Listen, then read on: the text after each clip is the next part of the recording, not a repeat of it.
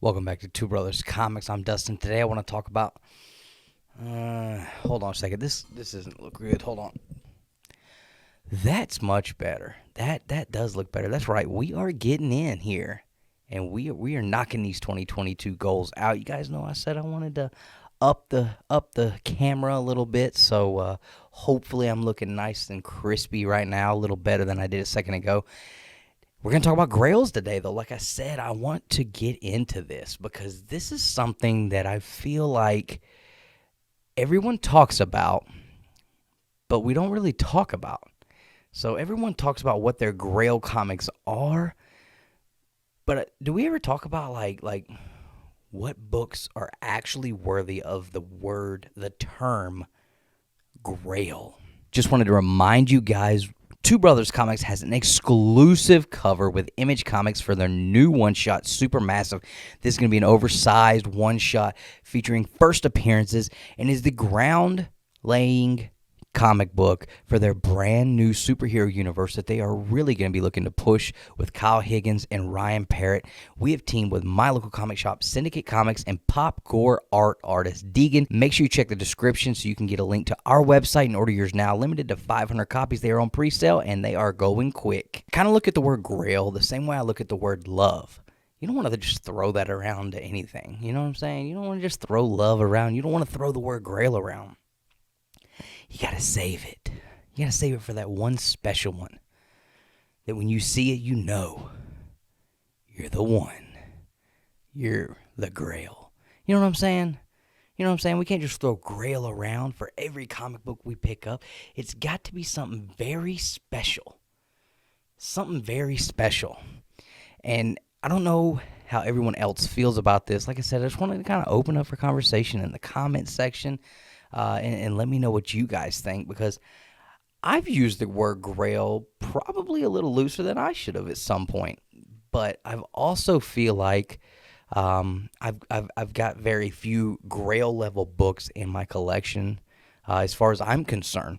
But let's take a look at the definition of the word GRAIL. So the first definition we see is obviously pertains to the cup. We're going to go on to the next definition: an object of an extended or difficult quest.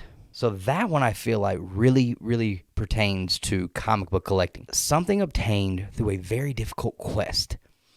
When I think of that, I think of what I had to do in order to obtain my Teenage Mutant Ninja Turtles #1, my Avengers issue #4, books that I looked at as GRAILs, but I also looked at those as unattainable books for me because of the price range, limited availability to an extent, especially on the Turtles #1s. But for the most part, it was just the affordability factor of them really made them GRAIL level for me, because I had to work very hard.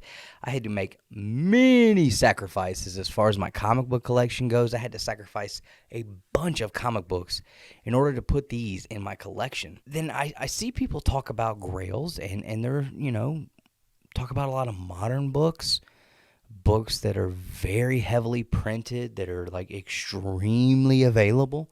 And really, in the grand scheme of things, really aren't that expensive either.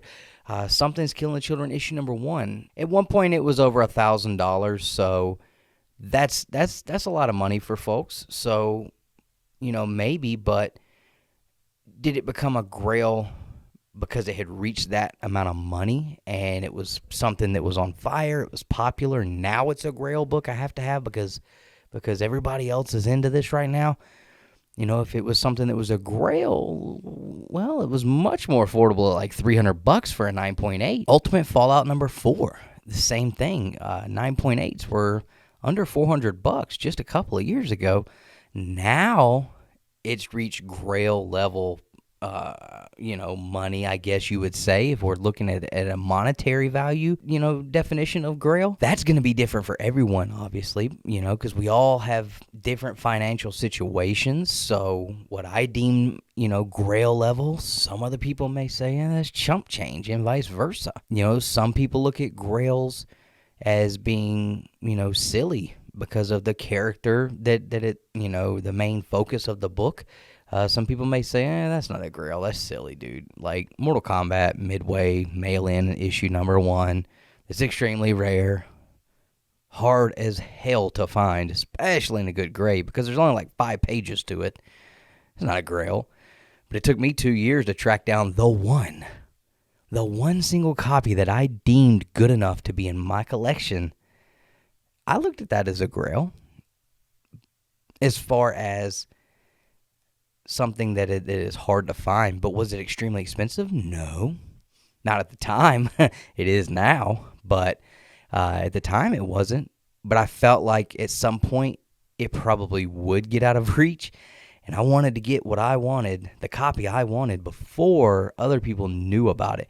Now a lot of people know about that book, and that book is kind of expensive. It's reached up over $2,000. So I just wanted to kind of open this up for conversation and see what you guys think, because we always talk about grails, and sometimes I just kind of feel like, man, everything's a grail. It just gets thrown around a lot. Justin Birch brought this up on a Babble-on one night, and we talked about it. So I just wanted to bring it to you guys and see what your thoughts are. Do you think the term grail is used way too loosely in comic books? What, by definition to you, makes a book a grail book? And give me some examples of those books.